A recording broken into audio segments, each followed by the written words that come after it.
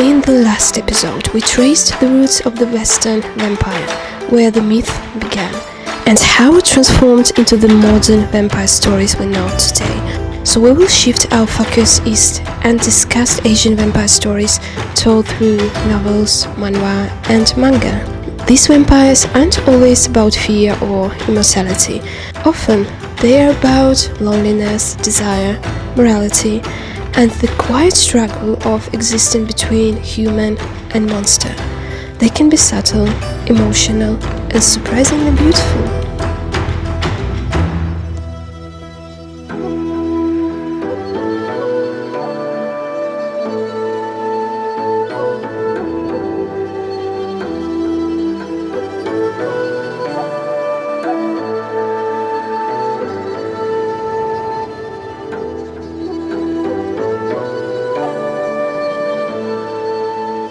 These stories aren't just dark or supernatural. Many of them are deeply meaningful, touching on identity, loss, morality, restraint, and the weight of existing between worlds. In Asian vampire stories, the monster often isn't hiding in ruins or graveyards, but in quiet rooms, school corridors, and cities that never quite sleep. However, these stories feel like dark academia in spirit, introspective, emotional, and layered with meaning. They ask what it means to be human and what it costs to live forever. So let us begin.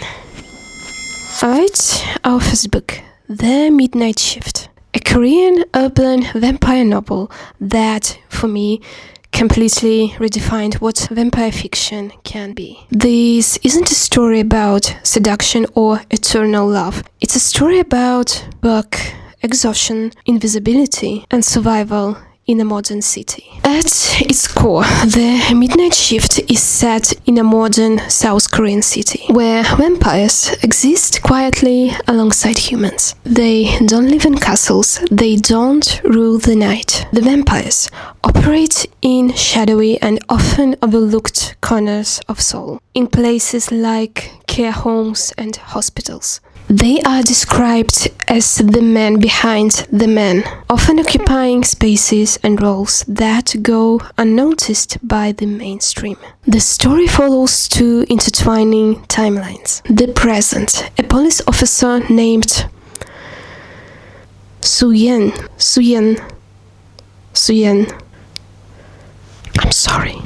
Suyen investigates a series of mysterious deaths at a hospital for the elderly. But Suyen suspects a more sinister cause when she meets a mysterious woman claiming to be a vampire hunter. The past, 1980s, 90s. This line follows a woman who grows up feeling neglected and marginalized during Korea's economic crisis. Her path eventually crosses with a vampire in a way that highlights hunger for human connection.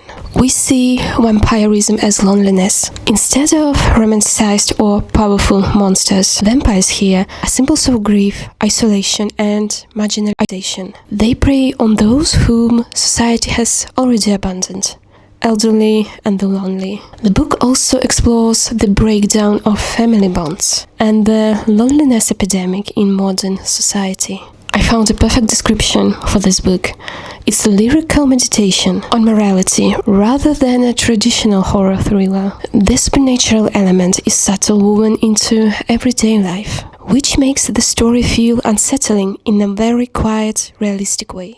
One of the most powerful things about The Midnight Shift is how it uses urban fantasy not for escapism, but for social commentary, and the themes this book raises.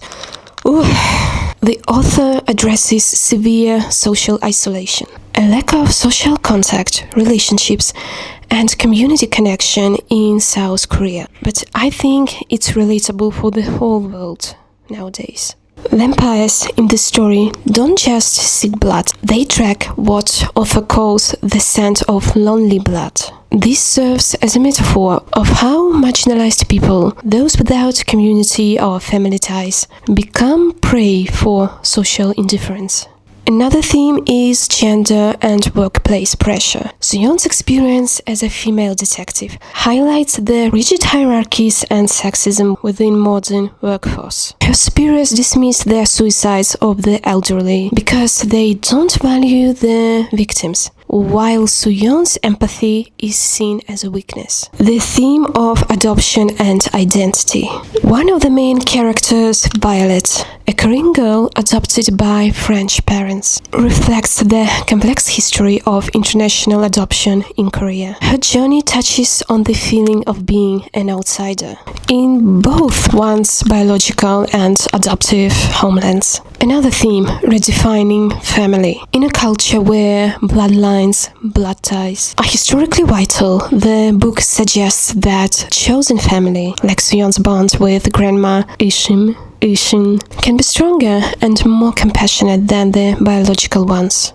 What I have noticed is that Asian vampire stories often bring the monster into their domestic or urban space, showing that the most terrifying thing isn't a monster in the dark, but the feeling of being invisible in a crowded city. If you are used to Western vampire stories, the contrast is striking. In Western vampire fiction, we often see romance, immortality as power, vampires as outsiders who dominate or seduce, dramatic rebellion against society. In The Midnight Shift, vampirism is a burden, not a gift. There is no glamorization of mortality. Survival matters more than desire, and the focus is collective, not individual. Here, vampire narrative is quieter, more reflective, and more socially grounded. It's less about fantasy fulfillment and more about emotional realism.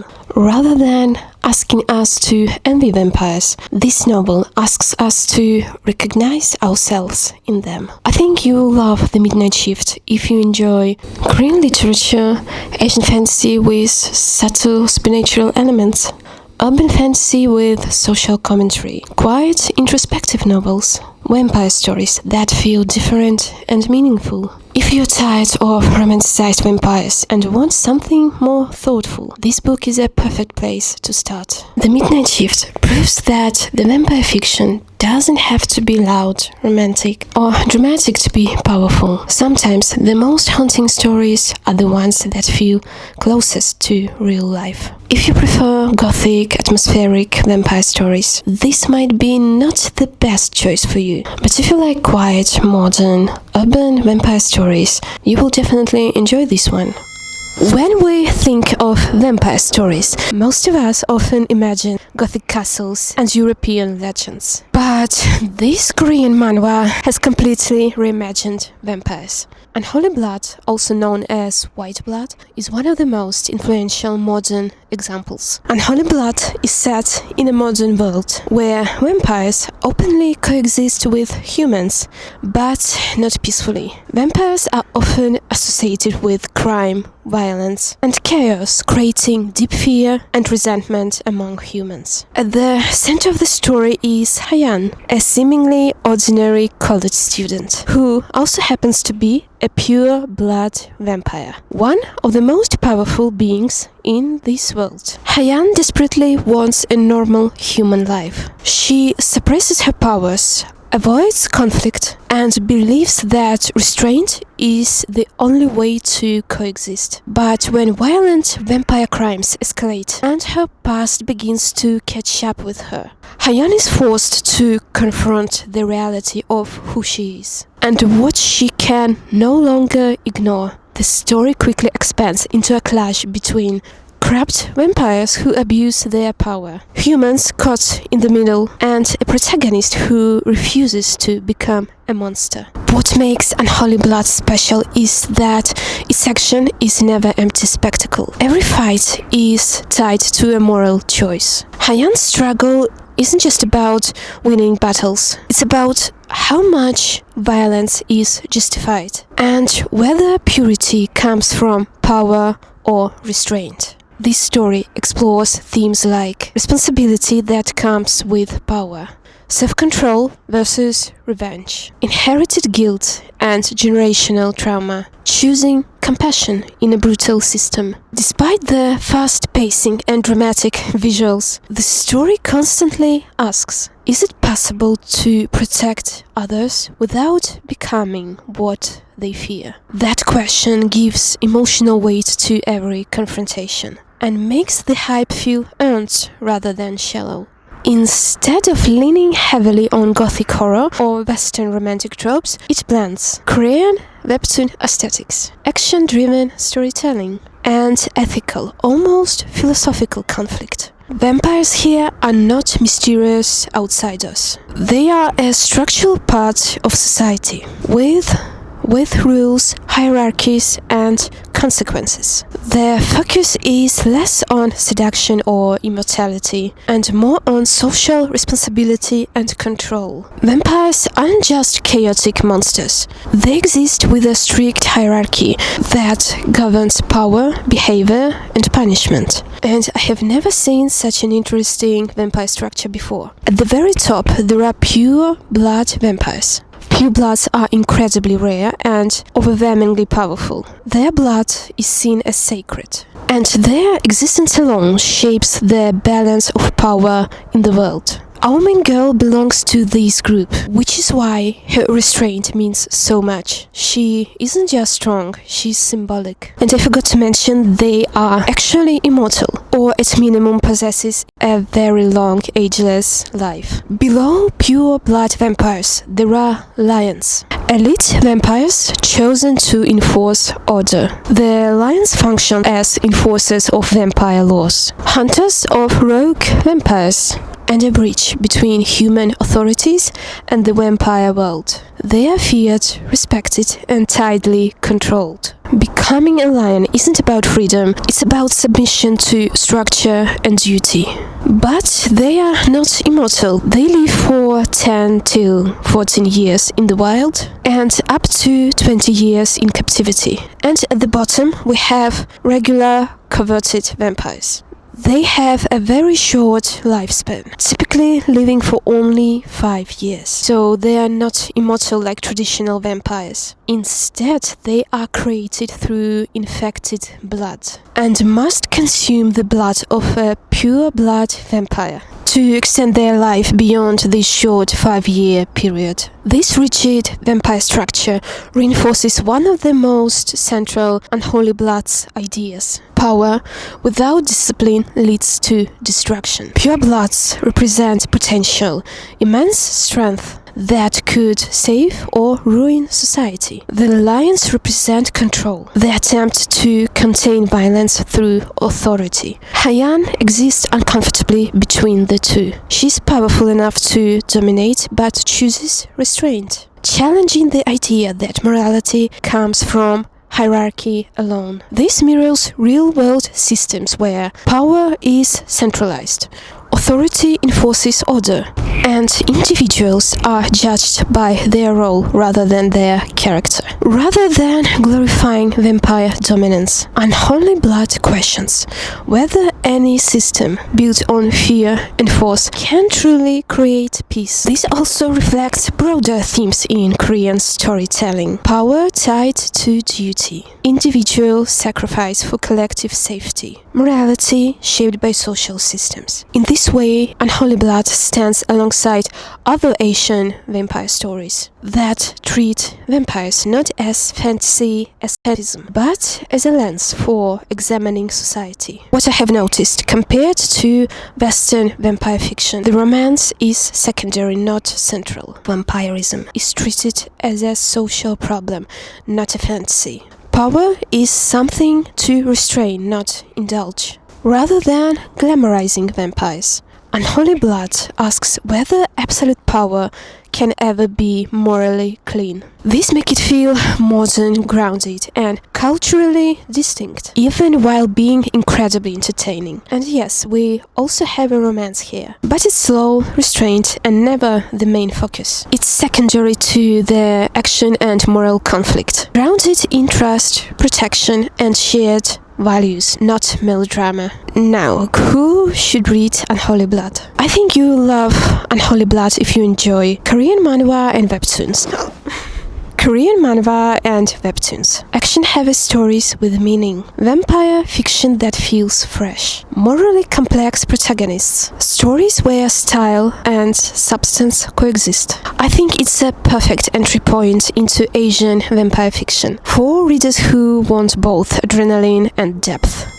And the next one, Vampiric, Tales of Blood and Roses, How Vampires Entered Japanese Literature. A book that feels less like a single story and more like a literary doorway. It's a collection that helps us understand how vampires appeared in Japanese literature and how they were transformed once they arrived. Unlike Western vampire fiction, which often revolve around aristocracy, religion, and Gothic romance, Japanese vampire fiction developed through imported myth and native storytelling traditions. This collection brings together stories that reimagine the vampire through the themes of beauty, decay, impermanence, and obsession. The book itself is a curated anthology, stories that range from eerie and poetic to unsettling and philosophical. Rather than focusing on action or horror alone, these tales often explore atmosphere and emotional tension. Vampires here are not always monsters in the traditional sense. They are symbols of desire, alienation, forbidden knowledge, and the fear of losing one's humanity. What makes this book so important is its historical role. Vampires are not native figures in Japanese folklore, so their appearance in literature marks a fascinating moment of cultural exchange. These stories show how Japanese writers absorbed Western Gothic influences and reshaped them through local aesthetics, minimalism, introspection, and an awareness of mortality which is deeply rooted in Japanese literary tradition. In these tales, vampirism often feels quieter. Blood is present, but so is longing. Violence exists, but it's restrained, almost ceremonial. The horror comes not from shock, but from inevitability, from watching characters slowly drift away from the human world. This collection also helps us understand how later Japanese vampire stories came to be. Many themes we now associate with manga, anime, and modern novels: beautiful but dangerous immortals, moral ambiguity, emotional restraint, and tragic romance can be traced back to works like this. This book quietly lays the groundwork for generations of Japanese vampire fiction. Despite its literary weight, this book is not dry or academic. The stories are engaging, strange, and often haunting in ways that linger. They invite you to slow down, to read carefully, and to experience vampirism not as spectacle, but as mood and meaning. If you want to understand how vampires entered Japanese literature and why it feels so different, here you go. Tales of Blood and Roses is an essential read. It reminds us that vampires not just travel through stories. They evolve, adapt, and reflect the cultures that welcome them in. And in Japan, they became something quietly beautiful, unsettling, and unforgettable. Testing. The next one. This crazy prologue will never end. Here the plot follows a classic reincarnation premise with a twist on survival and fate. Our protagonist is reborn into a novel titled The Blood-Drinking Duke. She isn't a main character or a major villain. Instead, she is a nameless captive destined to be killed by the Duke in the very first chapter, the Prologue. Knowing her death is coming, she refuses to beg for mercy. Instead, she dares the Duke, who, by the way, is a vampire, to try and kill her, effectively disrupting the original story's flow. Because she survives her scheduled death, the story becomes stuck. The prologue continues indefinitely as she tries to navigate the Duke's icy personality and the dangerous political struggle for the throne. But, as you might have guessed, despite this terrifying reputation, Duke begins to show interest in her and she finds herself falling for his charms, even while trying to find a way back home. So we have a protagonist, a resourceful woman who uses her knowledge of the original novel to survive against all odds. Duke, known as the blood-drinking Duke. He is a powerful, feared figure whose heart begins to melt as the protagonist defies him. The story is a mix of vampire fantasy, romance, political intrigue, focusing on whether our main character will protect the Duke or betray him, whether to escape the crazy Prologue and return to her original world that might not look meaningful at first glance. And that is the complete opposite of the stories I normally read. Yet, this story offers a gentle escape during overwhelming times. Crazy Prologue is fun, chaotic, and sometimes intentionally ridiculous. And no, it doesn't have lyrical, poetic writing. The prose is clear, simple, direct, and very aware of what kind of story it's telling. But the story doesn't try to impress you with elegance. Instead, it plays with repetition, frustration, and absurdity. The never-ending prologue becomes a metaphor for being stuck, emotionally, mentally, or even creatively, at a point where life feels like it refuses to properly begin. What makes the story uplifting is its honesty. The main character keeps failing, restarting, reliving moments that feel pointless. And yet, they continue. There is no grand transformation right away, no perfect breakthrough, just persistence. And sometimes that's exactly what we need. Even without beautiful language, the novel captures something deeply human. The exhaustion of starting over, the humor we find in our own struggles, and the quiet hope that the things will eventually move forward, even if we don't know when. This book reminds us that sometimes the stories don't have to be polished or profound on the surface to lift our spirits. Sometimes a messy, funny, and endlessly looming prologue is enough to make us feel less alone. And maybe that's its real meaning. Korean manhwa that feels soft, gentle, and surprisingly healing. Orange Marmalade is a vampire story, but not the dramatic Gothic kind. It's a story about everyday life, quiet fear, and the desire to belong. The story is set in a world where vampires exist, but they are feared and discriminated against by humans. Because of this, many vampires hide who they are, trying to live normal lives without being discovered. The main character is a vampire who transfers into a human high school. She's quiet, distant, and cautious. Not because she wants to be mysterious, but because she's afraid. Afraid of being exposed, afraid of being rejected, and afraid of hurting someone just by existing as herself. The story slowly follows her daily routine. School life, friendships, and small emotional moments that feel incredibly real. And that's where this story becomes comforting. It focuses on ordinary life, classes, conversations, shared lunches, quiet afternoons, and shows how stability and routine can feel safe and healing. Watching our main character navigate daily life, classes, friendships, awkward silences feels grounding. There is no rush, no constant danger, just a quiet tension of wanting to live peacefully. What makes Orange Marmalade meaningful is how it treats everyday life as something valuable. Repetition becomes safety. Routine becomes a form of healing. The story suggests that stability, kindness, and small moments of normalcy can be just as powerful as dramatic transformation. But beneath this gentle surface, Orange Marmalade explores several important social themes. One of them is discrimination and prejudice. Vampires in this world are judged before they are understood. And our main girl constantly struggles with the pressure to hide who she really is.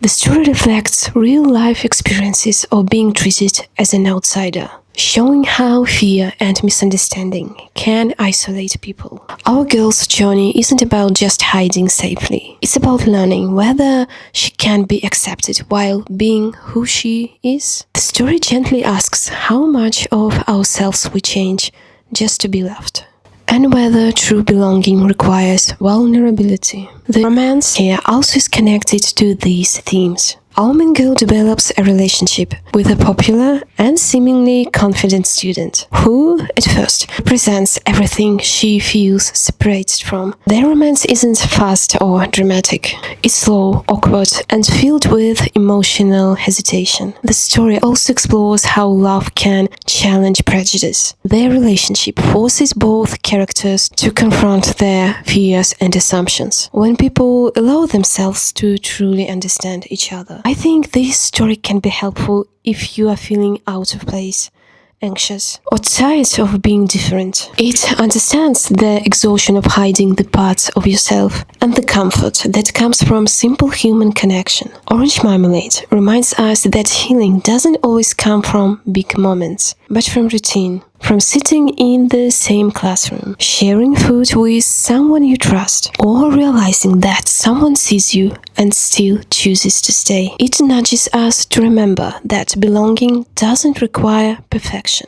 It begins with small moments of acceptance, both from others and from ourselves. If you are looking for the story that feels warm, this is one worth spending time with.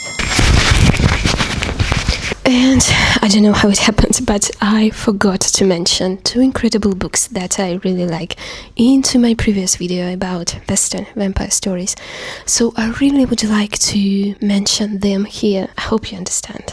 And one of them is The Coldest Girl in Coldtown. Yes, our Queen of Fairies has a vampire novel that is dark, sharp, and incredibly entertaining, but also much more meaningful than it might seem at a first glance. This story takes place where vampires are real and absolutely not romanticized in the traditional sense. Humans know they exist, they fear them, and entire cities called Coldtowns are sealed off to contain outbreaks of vampirism. These places become both temptations and prison, surrounded by myth, social media hype, and a dangerous kind of fascination. The main character, Tana, is a human girl who wakes up after a party to find almost everyone around her are brutally killed by vampires. From the very beginning, the story is about survival. Not destiny, not special powers, but the will to keep going when everything goes wrong. Tana is not a chosen one. She's practical, stubborn, and deeply observant. She makes difficult choices, often without knowing if they are the right ones, even when it costs her safety. What makes her compelling is that she remains human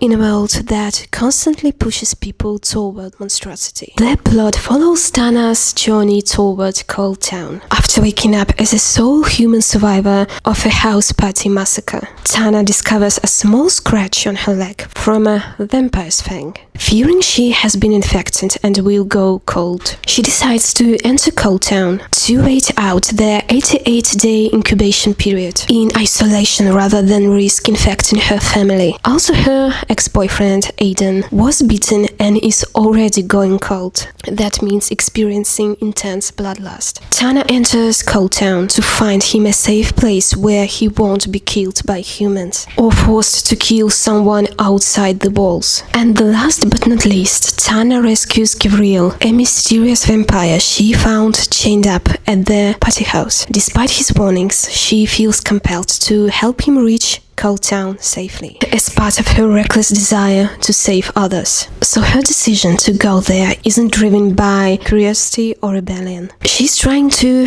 protect people who had been exposed to vampirism, knowing that Coldtown may be the only place where they won't infect others or be hunted down. Along the way, the story explores infection, temptation, and the thin boundary between control and surrender. Vampirism here isn't glamorous, it's virus. And I forgot to mention that high-ranking vampires, like our antagonist Lucien, maintain a celebrity status through social media and reality TV. They use these platforms to broadcast an eternal ball, an endless loop of high fashion parties and opulence to the outside world. Within the gated Coldtowns, vampires and cold humans, those infected but not yet turned, live stream their daily lives. These feeds are sanitized to highlight allure of immortality, while hiding the gruesome reality of blood drinking. By projecting a romanticized image of vampirism on social media, the vampires slew a steady stream of human fans to the Coldtown gates. These fans enter voluntarily, hoping to be turned, but often end up as a disposable food source. So there is a recurring thematic conflict between the sanitized image of vampirism broadcast to the world and the brutal, decaying reality of the life inside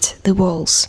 The conflict is embodied by the characters like bloggers Midnight and Winter, who romanticize the monsters. We also have a romance here. I will only say that both characters have deep trauma from their pasts. Tana's mother became a vampire and attacked her as a child, while Gabriel has a tragic backstory related to his own maker. This shared understanding of pain and loss helps build their bond. Ultimately, the romance challenges Tana to confront the allure of the cold world, while desperately fighting to retain her humanity and morality. What makes this book meaningful is how it treats choice. Again and again, characters are faced with decisions: safety or freedom, control or desire, humanity or power. The novel suggests that what defines us isn't what we crave, but what we refuse to give into, even when the alternative looks beautiful. And that's where this book stands apart from many vampire stories. Vampires here are not symbols of eternal love or tragic elegance. They are predators, influences, prisoners, and objects of obsession. The book critiques the way society hypes danger and turns violence into spectacle, especially through lens of media and fandom. Despite its darkness, the novel is gripping, fast-paced, and genuinely fun to read. But beneath that entertainment is a sharp commentary on control, identity, and the cost of wanting something that destroys you. Tana's story reminds us that meaning doesn't always come from transformation. Sometimes it comes from staying yourself in a world that rewards becoming something else. This is why this story works so well. It gives us blood, fear, and suspense, but it also asks uncomfortable questions about morality, desire, and the stories we tell ourselves about monsters. If you are looking for a vampire novel that is engaging, thrilling, unsettling, and quietly thoughtful, this one is absolutely worth reading. Alright, the next one. A vampire series that many of us first discovered in our school years. Tucked between library shelves, passed around between friends, or read late at night. A vampire series that many people first encounter as teenagers, but that becomes even more interesting when you revisit it as an adult. The Saga of Darren Shan is often labeled as middle grade or YA horror, but that label doesn't come close capturing what the series actually does. For many young readers, this series was an early introduction to horror that didn't talk down to its readers. It trusted us with fear, loss, consequences. Vampirism here isn't romantic or aspirational.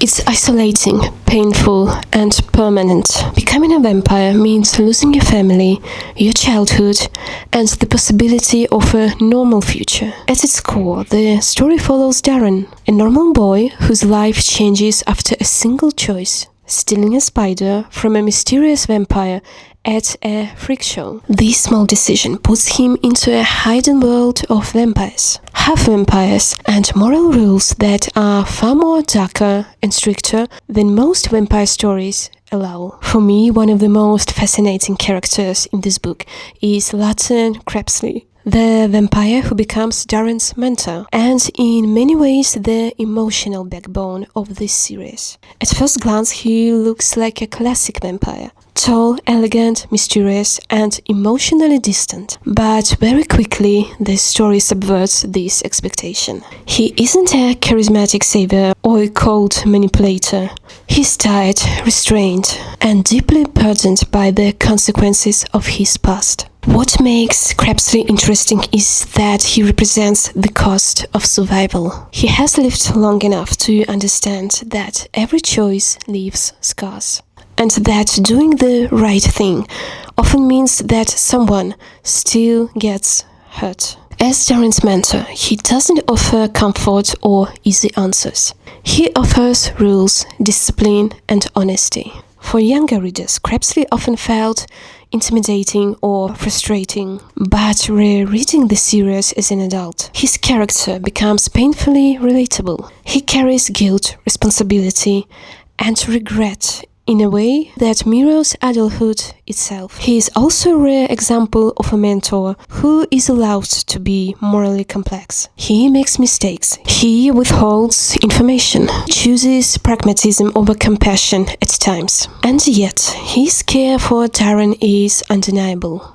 even when it's expressed through distance rather than warmth. Their relationship isn't based on affection alone. It's built on trust, sacrifice, and shared responsibility. Crabtree doesn't protect Darren from pain. He prepares him to survive it. And that makes their bond feel real, not idealized. Perhaps most importantly, Crabtree embodies this central message that becoming who you are often means losing who you were. He is a living reminder of what Darren might become. Not a villain, not a hero, but someone shaped by hard choices and irreversible loss. Unlike traditional vampire narratives focused on seduction or eternal love, this series treats vampirism as a burden. Becoming a vampire means giving up your family, friendships, and the possibility of a normal life. It's not glamorous, it's isolating, painful, and permanent. What makes this series unusual is its vampire mythology. Vampires are bound by rigid laws, codes of honor, and brutal consequences. The story explores what happens when survival clashes with morality, and how growing up too fast can leave lasting scars. As adults, we can see how honestly series treats loss, guilt, and responsibility. Darren doesn't become powerful in a heroic sense. He becomes responsible for things no child should have to carry. The horror isn't just in the monsters, but in the emotional cost of every decision.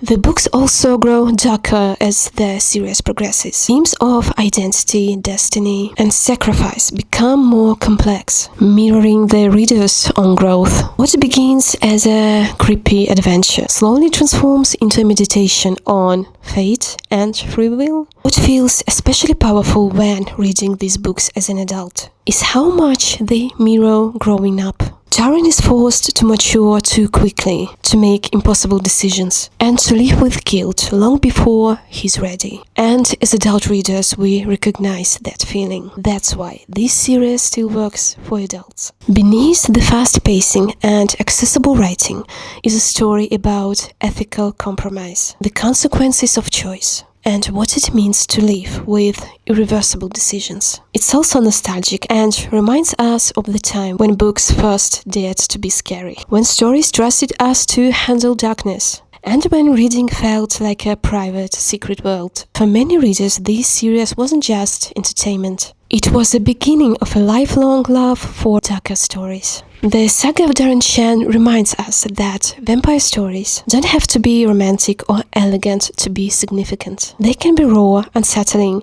and painfully honest.